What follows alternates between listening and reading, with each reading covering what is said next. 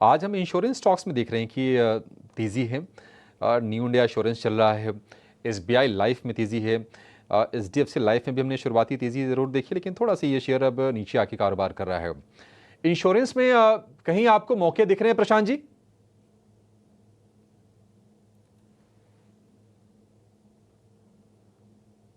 अच्छा, प्रशांत हमारे साथ नहीं है। एक व्यू जरा इस पर फंडामेंटल ले लेते हैं इंश्योरेंस स्पेस को लेकर। गौरांग सर, आप कैसे देख रहे हैं इंश्योरेंस स्पेस को, और क्या आपको लगता है कि बड़ी तेजी किसी शेयर में हो सकती है, या फिर अगर आप किसी को मॉडरेट से रिटर्न चाहिए तो वो फोकस करके चल सकता है? तो अभिषेक, ये निर्भर करता है कि बीमा क्षेत्र में आप किस तरफ जाना चाहते हैं। जीवन बीमा से जुड़ी हुई कंपनियों की तरफ जाना चाहते हैं या फिर जनरल इंश्योरेंस। और हमें लग रहा है कि एक कंपनी जनरल इंश्योरेंस की, जहां तक बात है, बहुत ही शानदार आउट परफॉर्मेंस और ज्यादा इसकी चर्चा भी होती नहीं है, वो है आईसीआईसीआई लोम्बार्ड। इस तरह से भी हमारी खरीदारी की राय है लंबी अवधि के लिए आईसीआईसीआई लोम्बार्ड पर। और जहां तक आपका प्रश्न है जीवन बीमा से जुड़ी हुई कंपनियां, तो यहाँ पर हमने थोड़ी बहुत पिछले 2 महीनों में या 1 महीने में, खास करके पहली तिमाही के नतीजों के पश्चात, जो परिवर्तन देखा है वो बेहतर के लिए देखा है।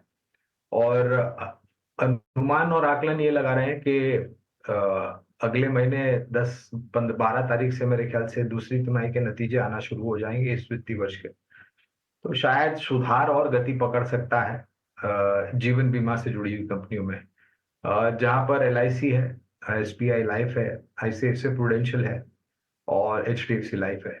तो ये 4 कंपनियां हैं जीवन बीमा से जुड़ी हुई जहां पर खरीदारी की राय है। और नॉन लाइफ जनरल इंश्योरेंस में आईसीआईसीआई लोम्बार्ड। ठीक है, आईसीसी लोम्बार्ड के शेयर पर भी आपको फोकस करने की सलाह है। कुछ और शेयरों को जरा चेक करते हैं। और एक शेयर जिस पर आप, अच्छा, इस बीच वोडाफोन आइडिया देखिए, करीब करीब 10% ऊपर जाकर ये शेयर फिलहाल आपको कारोबार करता हुआ दिखेगा। बैंकिंग में एक बार जरा व्यू फिर से चाहिए आपसे आदित्य। आज हम देख रहे हैं कि एसबीआई में करीब 1.5% का मूव है और ये निफ्टी के टॉप गेनर्स में शामिल है। क्या प्राइवेट बैंक बहुत चल गए, थोड़े से हो सकता है साइडवेज हो जाएं? क्या एसबीआई में मौका बन सकता है इस लेवल से? जी, मुझे भी वही लग रहा है कि प्राइवेट सेक्टर बैंक्स ने थोड़ा आउट परफॉर्म किया है पिछले कुछ हफ्तों में। और इस बीच पीएसयू बैंक्स ने थोड़ा अंडर परफॉर्म किया है, तो अभी कैचअप प्ले डेफिनेटली होना चाहिए। हम देखिए Kotak bank, axis bank, ICICI bank सभी बहुत अच्छा चले थे। उस बीच पीएनबी, एसबीआई दोनों ही अंडर परफॉर्म करे थे, और आज एक मोमेंटम दिख रहा है इन सभी पीएसयू बैंक्स में। तो डेफिनेटली एसबीआई मुझे लग रहा है यहाँ पे एक अच्छा बाइंग अपॉर्चुनिटी दे सकता है। खरीदारी की सलाह रहेगी 797 के ऊपर। अगर उसके ऊपर ट्रेड करता है स्टॉक कंसिस्टेंटली तो एक फ्रेश एंट्री लेनी चाहिए 830 के टारगेट के लिए। करंट लेवल्स पे जो स्टॉक मुझे लग रहा है खरीदारी के लिए रेडी है वो है कैनरा बैंक। अच्छा मोमेंटम बिल्डअप हो रहा है यहाँ पे, तो मुझे लग रहा है करंट लेवल्स पे कैनरा बैंक में खरीदारी कर सकते हैं। ऊपर में टारगेट यहाँ पे पहला रहेगा 112 का, उसके ऊपर निकलता है तो 115 का टारगेट रहेगा। तो 112 115 के टारगेट्स के लिए खरीदारी करे कैनरा बैंक करंट लेवल्स पे, और नीचे स्टॉप लॉस लगाए आप 104 का। ठीक है, 104 रुपए के स्टॉप लॉस के साथ 115 रुपए के टारगेट के लिए केनरा बैंक को आप खरीद सकते हैं। टायर स्टॉक्स में हम देख रहे हैं कि आज सेलेक्टिव मूव है, लेकिन सीएट करीब 1.5% ऊपर है। एमआरएफ में भी तेजी है, बड़े साइज का शेयर है, बावजूद उसकी 1% के आसपास तेजी है। अपोलो टायर जो लगातार हमारे एक्सपर्ट्स की तरफ से पिछले हफ्ते रेकमेंड हुआ था, वहां पर भी मजबूती है। शिवांगी, टायर में आपको बेहतर क्या लग रहा है? कोई ट्रेड लेना हो तो सही क्या है टेक्निकल पैरामीटर्स पर?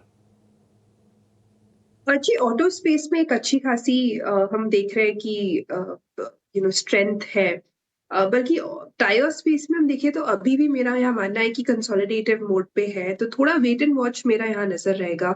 ऑफ कोर्स थोड़े बहुत बढ़त जरूर है, पर मेरा यहाँ कन्विक्शन ऑटो स्पेस में ज्यादा है।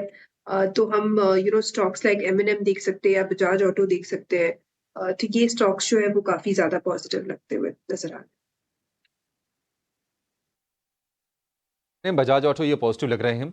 आज अगर आप एविएशन में देखेंगे ना, तो इंटर ग्लोब एविएशन 1% ऊपर है। इस पर हमारे एक्सपर्ट्स का भी बुलिश व्यू था। और स्पाइस जेट में आज हम फिर से देख रहे हैं कि इंटरेस्ट आया है, करीब 5% ऊपर ये शेयर कारोबार कर रहा है। गौरांग सर, आपसे जानना चाहेंगे, जरा व्यू दीजिए, क्योंकि देखिए 2 सेक्टर ऐसे हैं ना जहां पर मतलब लोगों को समझ हो चुकी है कि अच्छा शेयर कौन सा अच्छा है। एविएशन की बात करें तो लोग समझ गए कि नहीं नहीं इंटरग्लोब बेहतर है। अगर आप टेलीकॉम की बात करें तो लोग जान गए हैं कि नहीं नहीं अगर एक स्टॉक चुनना है तो वोडाफोन आइडिया के मुकाबले भारतीय एयरटेल कहीं बेहतर है फंडामेंटली और थोड़े से लॉन्ग टर्म के प्रोस्पेक्ट्स के हिसाब से। ये जो मूव आ रहा है स्पाइस जेट में, क्या इसको एग्जिट की अपॉर्चुनिटी के तौर पर यूज करना चाहिए या फिर आपको लगता है कि नहीं मैनेजमेंट कमिटेड है और यहां से बिजनेस थोड़ा रिवाइव आगे करना चाहिए? देखिए अभिषेक, ये दोनों ही क्षेत्र का जो आपने जिक्र किया, उड़ान क्षेत्र और टेलीकॉम, पहले तो ये समझ लीजिए कि ये दोनों ही क्षेत्र में आपको वर्किंग कैपिटल बहुत ही बड़ी मात्रा में डालनी पड़ती है। They are capital intensive businesses.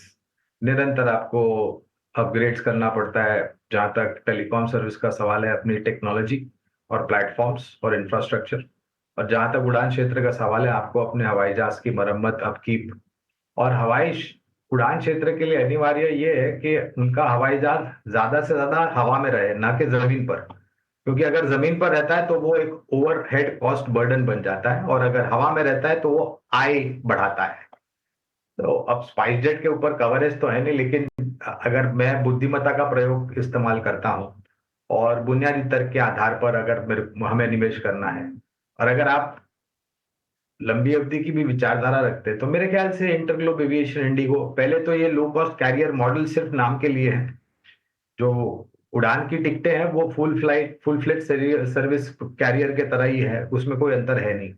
दूसरी बात, निरंतर ये अपनी जो हवाई जहाज की फ्लीट है वो बढ़ा रहे हैं। अभी अभी आपने सुना होगा, कुछ महीनों पहले बड़ा ऑर्डर दिया है। जो जमीन पर इनके ध्वस्त विमान है, तकनीकी कुछ कारणों को लेकर के, वो बहुत जल्द अगर जुड़ते हैं तो ऑपरेटिंग एफिशिएंसी और बढ़ जाएगी। और जिस प्रकार से नए एयरपोर्ट्स खुलने वाले हैं, जिस प्रकार से अभी मैं कुछ समय पहले सृष्टि से भी बात कर रहा था, तो इसको सबसे बड़ा फायदा मिलेगा, क्योंकि ये सबसे बड़ी एयरलाइन है। और मैनेजमेंट ने खुद कहा है कि आने वाले सालों में ये एक इंटरनेशनल लेवल की एयरलाइन बनाने का प्रयास कर रहे हैं। तो मुझे अगर कोई एक पसंद करनी होगी तो वो इंटरग्लोब एविएशन होगा। और जैसे मैंने वोडाफोन आइडिया पर कार्यक्रम शुरू हुआ उसके पहले मेरे ख्याल से आपने या सृष्टि से ही पूछा था, तो 10:30 पे तो वो एफपीओ के भाव के नीचे था। तो बहुत पसंद आता है, और अभी वो 11:30 के आसपास है। लेकिन इतना ध्यान रखें, 2, ढाई, 3 साल की आपको समय सीमा रखनी पड़ेगी परिस्थिति को सुधारने के लिए। और ये देखना अनिवार्य होगा कि मैनेजमेंट किस प्रकार से बाजार में आकर के पूंजी जुटाती है, क्योंकि डेट को कम करने के लिए और अपने को वायबल रखने के लिए आपको निरंतर प्रयास करना पड़ेगा।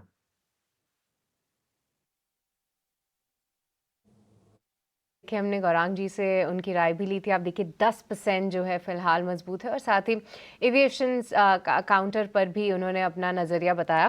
पर इस बीच आप देखिए निफ्टी का टॉप गेनर बन चुका है डीवीज लैब, और आदित्य की आज कॉल्स जो है वो सुपर हिट जा रही हैं, क्योंकि देखिए निफ्टी का टॉप गेनर है, 2% की तेज़ी यहाँ पे है, और साथ ही डीएलएफ भी मैं देख रही थी कि डे हाई पे ही ट्रेड कर रहा है।